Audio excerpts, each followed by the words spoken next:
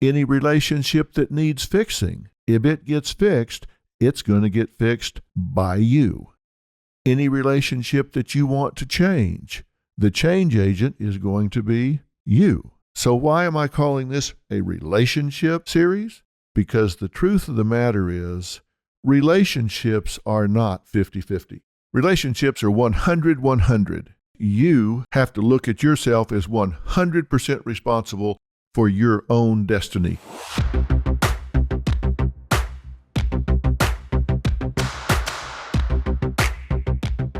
It's Dr. Phil, and you have found your way to installment number 2 of Relationship Reality Check, which I have subtitled, How Much Fun Are You to Live With? Now, I've got a few questions for you. What if I were to tell you that I could predict with 90+% accuracy right now whether you were going to get a divorce or not? Would you want to know that prediction? What if I told you that you were laboring under some major misconceptions about what relationships are all about and whether or not you were doing the right thing to make yours work or not?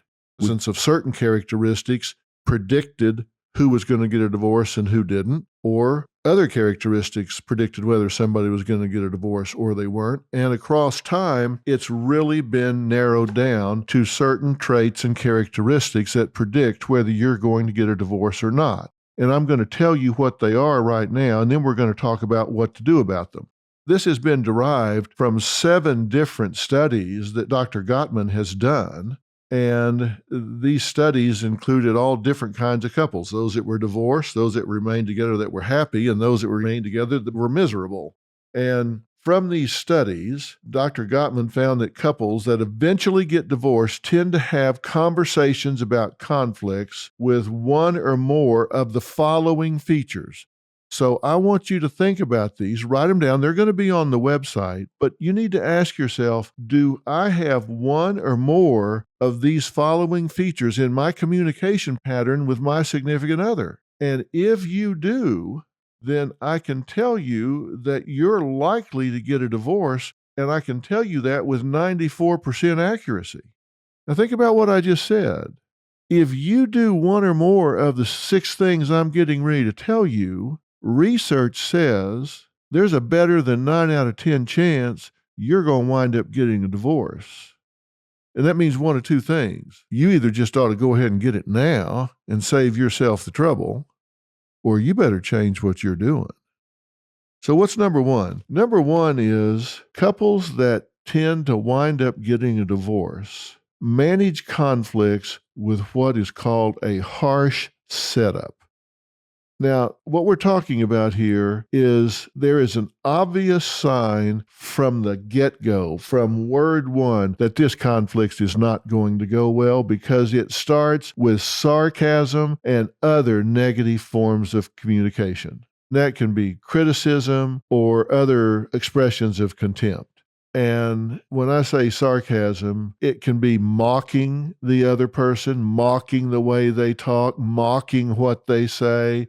It can be, you're just like your father. Oh, you're just like your mother. How does anybody ever respond to that? I mean, you're attacking their parent. So if it begins with a very harsh setup where there's sarcasm, mocking, criticism, character assassination, where whatever the issue or topic was, that has been pushed to the side. This has gotten personal, and there is an attack on the individual's character. And if when you have a disagreement with your partner, it becomes a competition, then there's going to be a winner and a loser. So, I mean, what are the banners in your head? Devastate Debbie. Dominate Debbie. Trounce Debbie. I mean, is that really what you want to do? I mean, is this a win-lose situation? And then let me appeal to your greed. What kind of company is a loser? You win the argument, you dominate, devastate, trounce Debbie.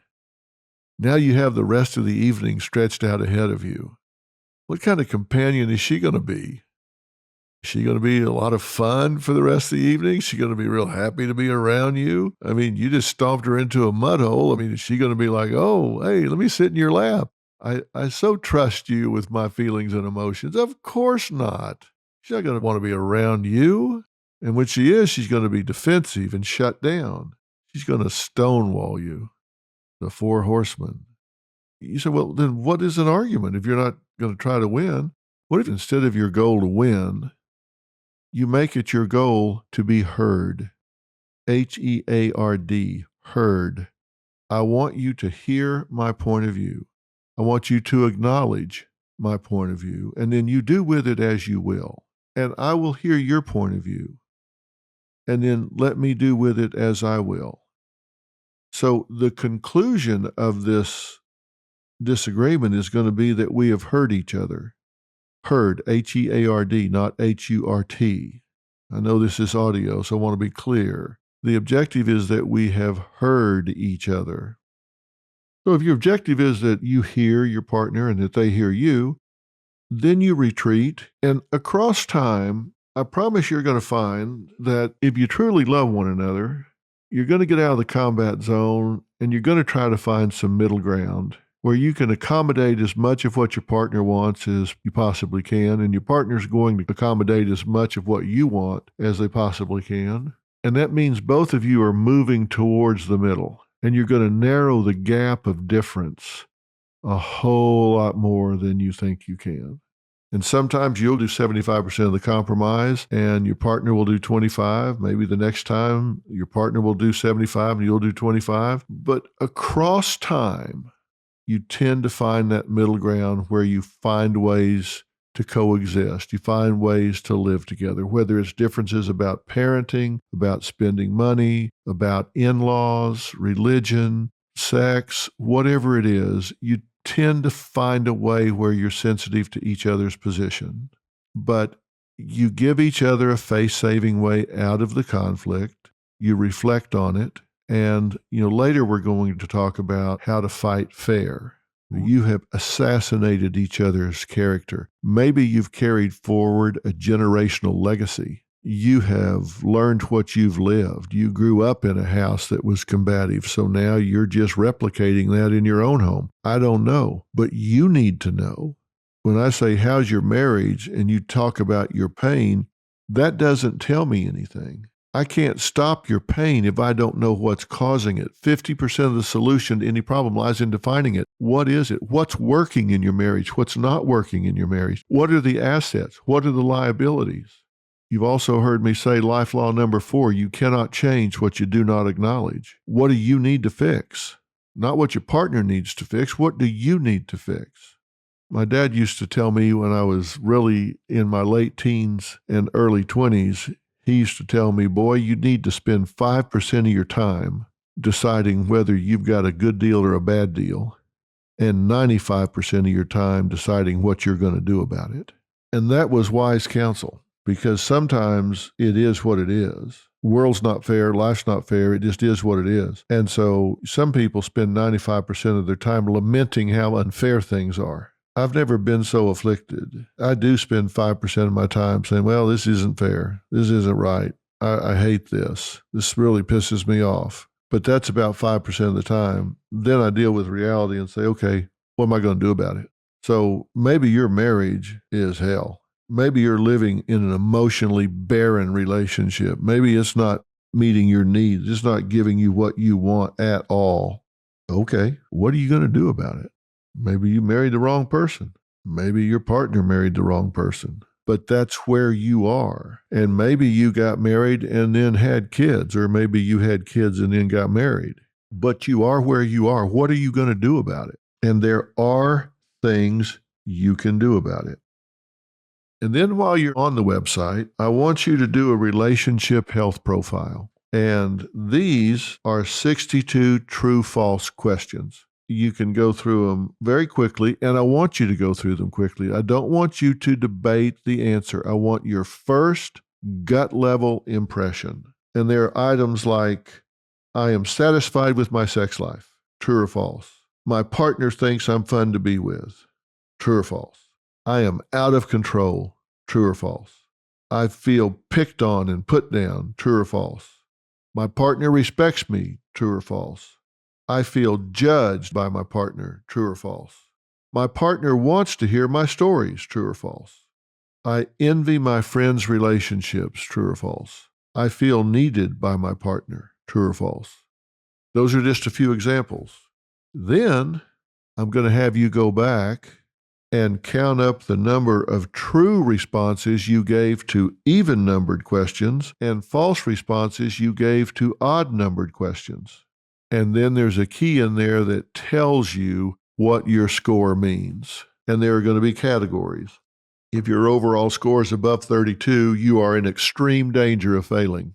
If it's between 20 and 32, you have seriously troubled relationship. You may be living an emotional divorce. If you're between 12 and 19, you're probably about average, which is not great. Certainly needs work. And if you're below 11, you're well above the norm and probably only have isolated areas you can improve. So those are some areas that I'm going to want you to look at in the beginning so you can get some real insight to where you are. Because as I said, I ask people, how's your relationship? And they go, I'll tell you where we fight and what we fight about, but we really don't know. You're not really able to answer it.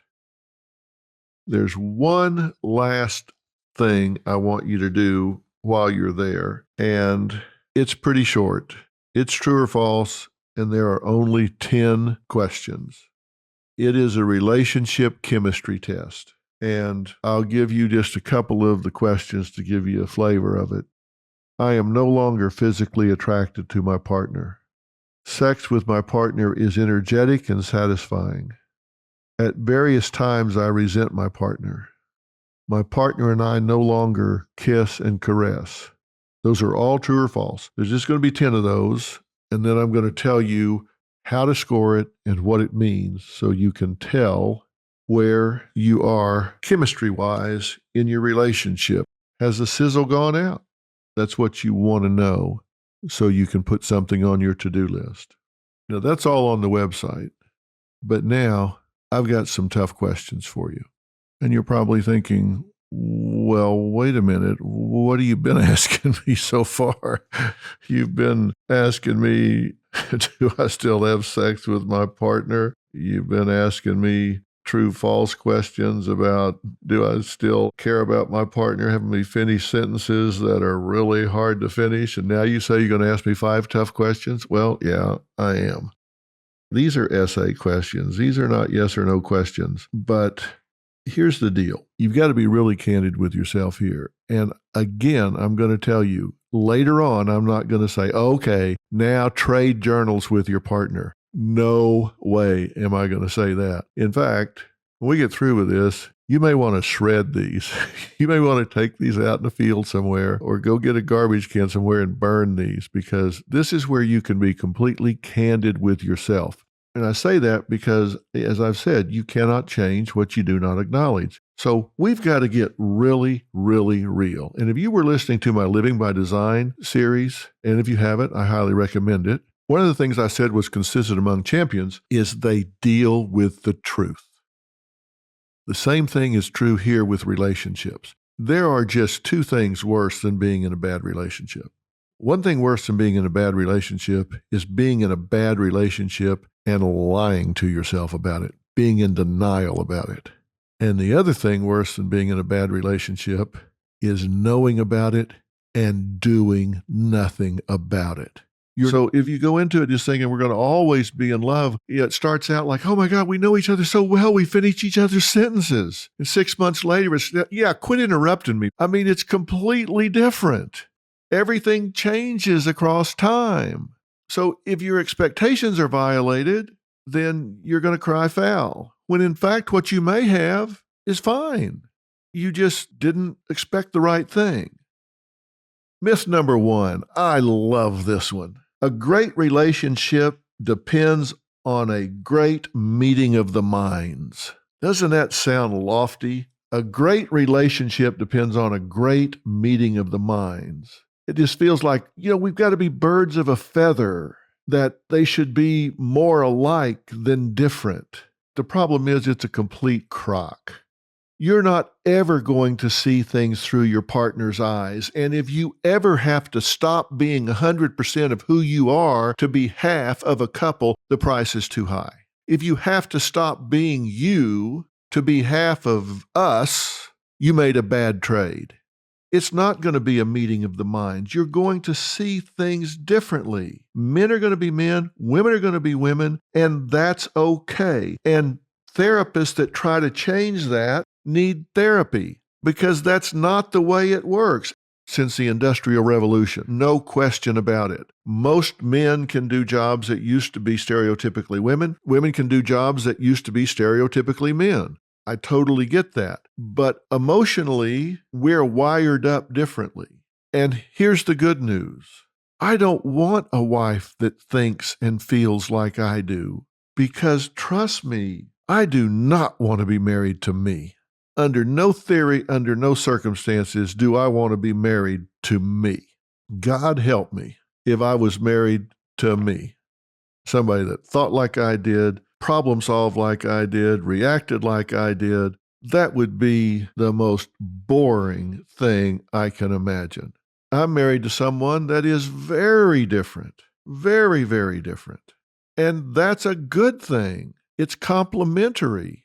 The things that aren't natural for me are natural for her. The things that are natural for her are natural for me. And so that works out. You don't have to have a great meeting of the minds. It's not better or worse. Men aren't better because they're one way or another. Women aren't better because they're one way or another, but there are individual differences. You don't have to have a great meeting of the minds, and because you and your partner don't see everything exactly the same way, that's okay. In fact, that's a good thing. Like I said, I do not want to be married to me. Myth number 2, a great relationship demands a great romance. Well, that's not true. Look, these things happen in phases. Think about it. When you were first together, that's the infatuation phase. There's a big difference between falling in love and being in love. And it's not that one's better than the other. They're different. Falling in love is fun, right? You stay up till 3 o'clock in the morning and you're talking on the phone for hours and everything is fresh and new and you're infatuated and you get butterflies every time he or she walks in the room. That's the infatuation phase, the falling in love phase, the honeymoon phase. But that just can't last forever. It doesn't last forever.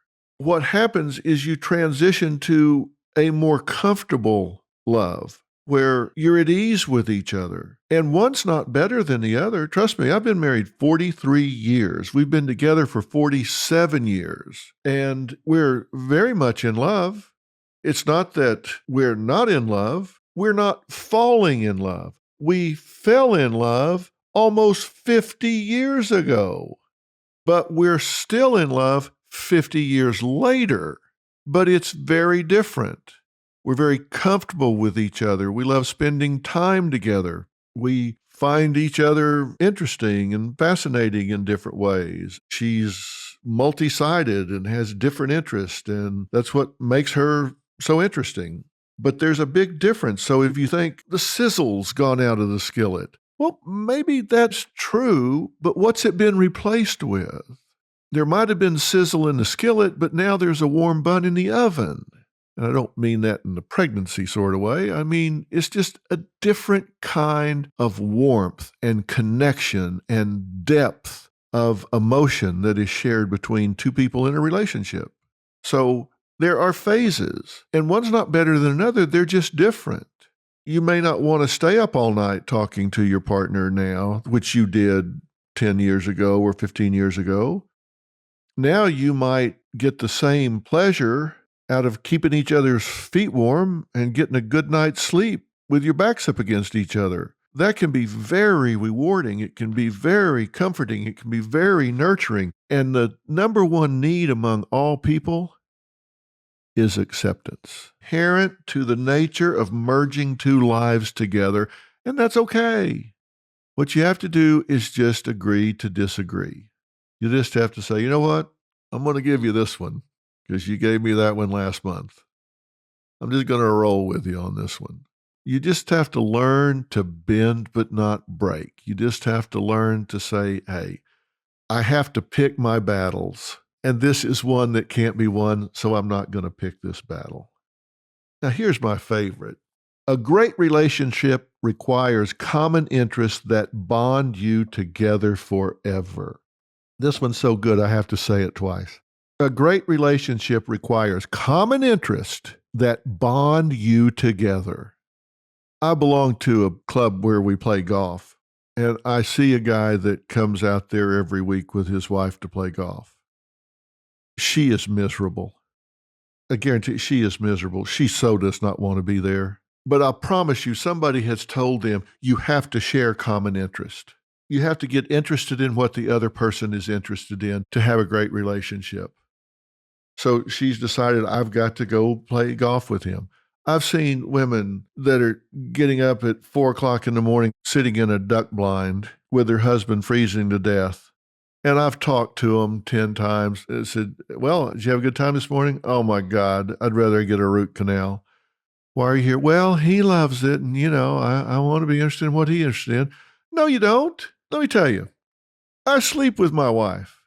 I eat with my wife. I watch television with my wife. I travel with my wife. Now I got to go play tennis with her too?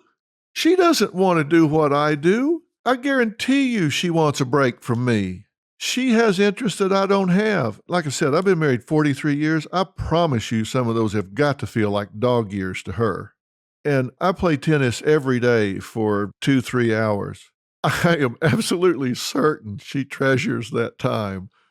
Oh my God, he's gone. People have asked me, are you going to retire? Robin answers always, no, he's not.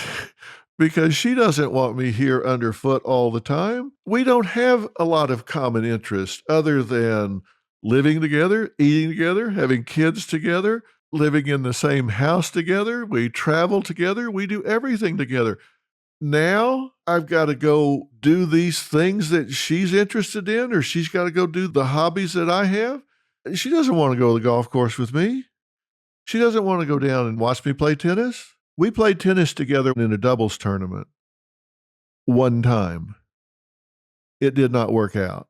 We totally looked at it differently.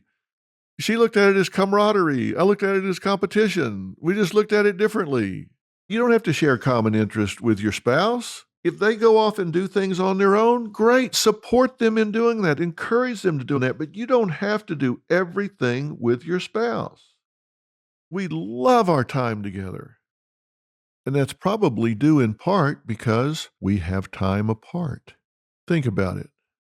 You love ice cream? What if you had it for breakfast, lunch, and dinner 7 days a week for a year? My first job was at a pizza place. I worked there for a good while. And then I got fired because I kept forgetting to put the drinks on the ticket, and that apparently was a really high profit item. And so they, after telling me about 10 times, they said, all right, sorry, you're out of here. So I got fired, but I was 13 and lied and said I was 16. So I guess my brain wasn't quite ready to put the drinks on the ticket. But after working at that pizza place, I couldn't eat pizza for like 5 years because as soon as I smelled it, it was like, oh my God. I was so saturated with the spices and ingredients and everything of pizza, I couldn't eat it again for 5 years. And then all of a sudden, it was okay. I just started eating it again. But I was so overwhelmed with it that I just lost my appetite for it. I don't want that to ever happen in a relationship. You need breaks. You need time alone to go do something. Go do something with your friends. Go do something in your workshop. Go spend time in the garden or at the library or doing whatever you want to do, whatever your interests are. You need some time alone. I promise you, you need some time apart from your partner. Myth number 5, and then we'll be done. And this one is just such a ridiculous myth that I'll be very quick. A great relationship is a peaceful one. I list that as a myth, but I don't really know it's true because I don't think it's ever happened. There is no relationship that is entirely peaceful. People ask Robin and I, do you guys have big arguments? The answer is no. We don't have big arguments because we don't let them get big. We deal with things as they come up. We don't let it build up for 30 days and then go nuclear. We deal with it at the time before it turns into a forest fire. But there are no peaceful relationships. You're merging two lives, two individuals. They're different. And so they're going to get in each other's way. You're going to see things differently, and you're going to have conflict. And some of it you'll never resolve. And if your expectation is, I'll never resolve this, I'll just live with it, well, then that's okay. If you don't have the expectation that it's going to be a success-only journey, then you won't freak out when it's not. So recognize there are going to be rough patches. You're going to have some disagreements. Later on, I'm going to talk to you about how to fight fair. When I say fight, I mean argue. I mean disagree. I don't mean physically fight, because that's a drop-dead deal breaker. So those are 5 of the 10 myths that I want you to get clear in your mind. There is no weaker sex. There is no superior way of thinking about these things. We need to embrace the differences. We need to embrace the differences. Now, I told you how you can predict divorce. If you're doing those things, you need to stop. Next time, when we're together, I'm going to tell you something, one thing that can absolutely change the destiny of your relationship. And it has to do with the first 4 minutes.